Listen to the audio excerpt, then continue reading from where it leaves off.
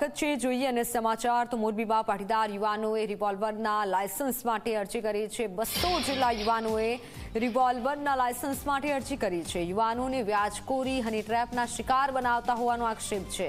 યુવાનોની રજૂઆત પર પોલીસે કાર્યવાહી માટેની ખાતરી આપી છે।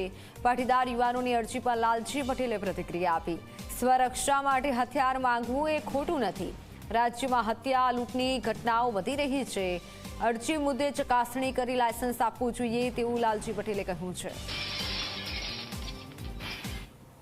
કેટલા રેપ, મર્ડર, લૂંટ અને દિવસ જાયમાં ગુજરાતની કાયદાની વ્યવસ્થાની જે દશા કથળી છે, તો એના અનુસંધાને 100% અત્યારે દરેક વ્યક્તિ જે હોય, વેપારી હોય કે કોઈ સારા ઘરનો પરિવાર હોય કે દીકરી હોય, તો એ સુરક્ષિત નથી।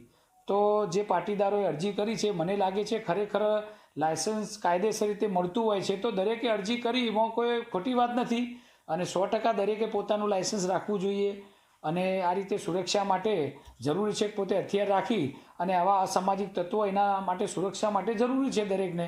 તો જેમને પણ ભાઈઓએ માગી છે, હું માનું છું યોગ્ય વાત છે।